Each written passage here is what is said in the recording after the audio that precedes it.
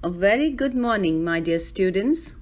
Today we'll start a new lesson, Unit 6, Robin Hood and John Little, on page number 75 in your English course book. Please write today's date on top and please note this lesson is only for reading. Now, before I start reading from the lesson, I want to give a little background about who was Robin Hood. Robin Hood was a skilled archer and swordsman. He fought a war for his country, England. But when he came back, his property had been taken by the greedy king. So he formed a band of outlaws. Outlaws means people who go against the law and went to live in the jungle. Now I'll start reading from the lesson, page number 75. The tales of Robin Hood and his merry men describe the adventures of Robin Hood, an outlaw who lived in a forest in England. He and his group of faithful followers, the merry men, robbed the rich and gave their riches to the poor. The common people loved them. This play shows how Robin Hood is always fair. Now, we have to see who are the characters in this play. The characters are Robin Hood, John Little, and Band of Merry Men. Robin, it's dull here. I must go and look for something exciting. I'll blow my horn thrice when I need help. He sets out and walks through the forest. He mounts a narrow wooden bridge. He sees a giant of a man at the other end of the bridge who starts to cross over at the same time.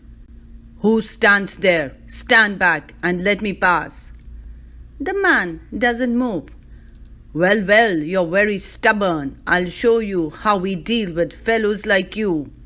Robin lifts his bow to attack. John Little. You're not being fair. You're armed with a bow and arrow. I only have my staff. You stay here while I cut myself a staff. I prefer archery, but you only have a staff, and I always fight a fair way. Robin leaps off the bridge, goes to a nearby oak tree, cuts himself a staff from one of its branches, and runs back to the bridge. Now that we have reached here in the lesson, there are certain questions I want you to ask yourself. When Robin went out, why did he tell his men that he will blow the horn when he needed them? Why do you think that was necessary? Do you think because the king's men were searching for the outlaws? Who does Robin see and how does he threaten him? Who was the stranger? And what was the stranger's reaction? Why does Robin want to fight the stranger? Which action of Robin proves that he is a fair man? And at this point in the story, who do you think will win? Now comes the interesting part in the play. There's going to be a fight between Robin Hood and John Little. Who do you think will win? Now continuing. Robin. Now we are even. We'll fight till one of us falls in the stream below. The first one to fall off the bridge will lose. John Little. Ha ha ha ha. I hope you know how to swim. In the middle of the bridge, the two men meet. They are well matched and fight earnestly. Blow for blow. One blow from Robin's staff sends the giant reeling. But before he falls, he swings his staff around and catches Robin. Unprepared for the blow, the outlaw loses his footing and falls into the stream with a splash. John Little. What are you doing, fine fellow? Robin. Swimming. No one has been able to do what you have done today. You're a brave and strong man. John Little. As long as you know you're beaten, I'll let you cross the bridge. Robin wades up to the bank and gets back on the bridge. Robin, you are very skilled. Where do you work? John Little sadly. Nobody gives John Little work. They're all afraid of me. I often go hungry. Robin, why don't you come with me? I'll show you a band of fine fellows who would be glad to give you a good meal. Why does John say that he goes hungry most of the time? Why do you think people are afraid of him? He's huge and people think maybe he might harm them. And what does Robin tell John? Robin lifts his horn and blows into it. 3 loud notes ring out through the forest. Soon, a crowd of men surrounds them. Robin, looking proud, "These are my merry men, John Little," turning to his men. "And this is the man who would not let me cross the bridge and instead made me tumble into the stream. What shall we do with him?" Merry men shouting together, "Throw him into the stream too." Robin to his men, "That would not be fair. He's a brave man, and brave men we must respect." Now, what does this tell us about Robin?